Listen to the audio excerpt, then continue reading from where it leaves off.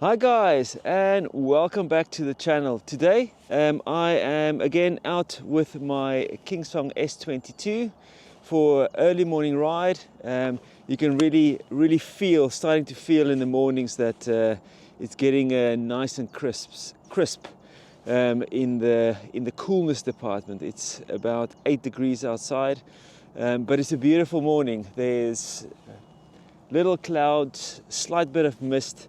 But it's nice and chilly. I don't mind it. I love getting out. Early morning rides is usually the best. But in today's video, I want to do some further testing on the little DJI Neo, and I thought I'll bring you guys along. So there was a firmware update on the DJI Fly app, and there was also this morning when I powered on the drone, there was also a DJI Neo firmware, about 252 meg. So I did the updates. I did the update on the Fly app yesterday because I was having issues with my mic not working. So if you fly the drone, the mic doesn't work. That miraculously started working for some bizarre reason. I didn't do anything. I installed the app a few times and so forth and so forth. I logged this with DJI as well. So what I want to do is today is actually see if this is now fixed. So I'm gonna do the normal DJI quick shots just to get a bit of a feel for how everything works as well. So I've got a nice open field here, no one around, so I can do that. And then I want to do some tracking. So just a few things. You guys all know Ian from Speedy Feet. He's got a Skydio. Now the Skydio drones you cannot get in the UK. You have to import it from America. But they've also stopped selling the Skydio drones as well. So because they're focusing more on the military side. So the other ones you've got DJI, and the DJI stuff is for me it's pretty rock solid. You know, it doesn't always work 100% for the ease of use. There is a learning curve. The same with riding an electric unicycle. You need to know how the drone works and how it performs and how it flies and how it reacts to your input. Now this is very much so for the DJI Neo as well, because when you do direction tracking, where it tracks you from the front, so you launch it like that and it tracks you flying backwards. When you turn or whatever, it's going to turn to keep you in the frame. So if you turn and it goes into a tree, then it's going to get stuck in the tree because there's no obstacle avoidance on this little drone. It's just a few little points. So you need to be aware of it. So also if you go too fast, it basically loops around and it starts following you. So if you set the directional track distance to say far, then it's going to fly out quite far to the left or the right to go into tracking mode, and if there's trees on both sides of you, then you're going to crash. So just a few little things you need to be aware of. The tracking mode as well, where it tracks you from behind, that you can also set the height. Again, when you're in an open field, perfect, you can have it nice low and down. But if you in a small little single track where you've got very low or overhanging trees and stuff, it's always good to go low or medium. So it all depends on your environment. But yeah, I'm going to fire up the little drone so it can start doing whatever it needs to be doing. I'll put all that stuff in there. Nice little holder for the DJI drone. So I'll wait for it to boot up, and then what I'll do is I'll put my wheel down, and then we can start doing some testing. You understand? What is the thing? There we go. So I've got the drone. Do the Fly app. Let's see. So I'm just going to do the basics, and this is sort of the nice thing about this drone. You can fly it just with the drone on its own. You can sort of set the settings, or you can fly it with your phone via the app, or you can fly it with the remote controller that comes in the combo pack, or you can fly it with a DJI Goggles 3 for some light FPV, and the motion controller 3, and also the RC controller 3 if you want to do the manual mode for FPVing. Doesn't have a lot of power for the FPVing, but it's something that you can do. So I'm just gonna have to wait for these people to get past. There's some joggers, so I'm just gonna wait for them to go past, and then we can carry on. So I'm just gonna do some quick checks. Follow mode settings, circle. We're gonna try all these quick shots. Morning.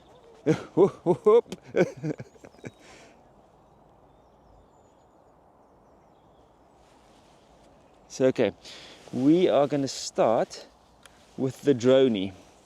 So the nice thing about it is you can hold the drone in your hand, and then you press start. 3, 2, 1. It launches automatically because it needs to see your face, and then it starts the droney. And it looks like the mic is recording as well. So you can get an idea from how it sounds like via my DJI mic, and also via the mic that's built in. So you can record audio as well while you're flying. Nice and smooth. Okay, it stops, and then it basically says it's all done, and it gives you the option, boom, and it lands. Okay, so that was droney. Let's do circle. So I'm gonna do circle enough here. I think it's only 2 meter circle. So let's quickly see. Again, you can go to the app and you can do all the settings within the app. So let's see, circle. I've set it to 2 meters. So let's do that. So again, circle. I go into control, circle. You press the start. It checks your face out. And then it goes back into your 2 meters, and then it's going to go around me. And again, with this type of thing, you need to make sure that you've got 2 meter space around you, so it doesn't find something. That's it. Nice and easy. And it flies towards you, and then you can just catch it. And this is like super simple stuff, man. It's like it's sort of, for me, it's like very, very impressive. So I'm going to go a little bit further away, so I can fly a wider. Do I think I've got 4 meters? Don't want it to fall here in the water, but let's take the camera, move the camera a little bit back. That's fine. And then let's go to settings, circle, 4 meters back. Oh man, it is for me interesting just how easy it is. Click the start. 3, 2, 1. Checks your face out. Goes back to 4 meters. I think I've got enough space. And then it does start doing the circle. Pretty impressive. Let's check if there's no trees in the way. It clears it just. But yeah, super impressive. Now this is sort of the first base firmware was like rock solid, and then even well, it looks like the second firmware now is pretty nice. So this is now what you can hear on the DJI mic that's on my chest. But yeah, quick little stop, hand underneath, job done. Okay, so that's that. Droney, circle, rocket. Let's do rocket. I don't have anything above me. Check around. Rocket. Let's see the rocket settings. Rocket is set to 10 meters. Oh yeah, you can do a rotation. So let's do this. So it's going to do a rotation as it goes up. That makes it quite nice. So go back to rocket. Let's do it. Check my face. 2, 1. It gets into position. Then it starts doing the rocket.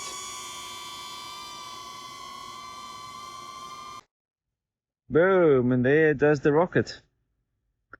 And as you can hear, the mic on my phone, I'm using it. And the rocket also, while doing the rocket, it also records audio via the phone, but it takes the noise out of the props. Pretty impressive. Check it out, does that turn 10 meters. You see, the thing is, for this type of thing, if you're looking for something a little bit different to your footage, I think this is a really good idea. But don't expect it to be a massive tracking drone at high speeds. Doesn't do that. I did some testing yesterday. It does about 15 miles per hour max. And then it needs to be pretty clear. There we go. The drone's done. And we do the landing. Okay, so that was rocket. Spotlight. I just want to show you this quickly. Pretty straightforward. Spotlight just keeps you in the spotlight. It's as simple as that. Where you launch it. Unable to take off. Aircraft in motion. Yeah, okay. 3, 2, 1. So spotlight is basically it's gonna go back. It starts recording, and basically as you move around, it keeps you in. But the drone stays 100% still. So if you want to talk a little bit, so as I'm talking here, you can hear, and I'll swap between the different sound. But you can now move around, and the drone follows you. And it's because the gimbal can go very high and very low. I'll show you as well. I can actually go below the drone because it's always on my face. Not very fast, but it then tracks. It goes like right underneath it. Check it out. So the gimbal has got a really nice far distance that it can actually do. So you can walk around, but the drone does nothing else but just keeping you in the spotlight. Pretty epic. If you want to do some talking and whatever, and you want to show an area and something in that line. There's no distance as well, and so forth. But yeah. Super cool. And then you basically stop it, and then you land it. So it basically tells you to use the joysticks, because there's some manual flight joysticks as well that you can test out. So we're gonna do some directional track, and I'll show you how this works. There's the train. So directional track launches from the front. 3, 2, 1. So it goes away a little bit, and now as I walk, it basically flies. Let me get this camera. So as it flies, and there it goes to the rear of me. And now it tracks me from the rear, as you guys can see. So I'm going to try the directional track again. Start, and then it then tracks. So keeps me in the loop. And as you can see, I walk. And this is the thing that I'm saying. You need to be aware that this thing is going to loop around and try and keep me on the side profile. Now I'm walking now, and this is probably the easiest thing for it to do, and this is what it probably was designed for. So not for fast mountain bike tracking and so forth. So I turn around, and then it moves from directional track to rear tracking. Yeah. And it also records the audio and so forth and so forth. So pretty nice. Pretty nice. If you've got a use for something like this, and you want to showcase some footage. Yeah, then it goes on and there's no one here. Plonk the camera down and yeah, I go stop, and then I can go into the controls and I can bring it a bit forward. You don't want to walk, you don't want to walk.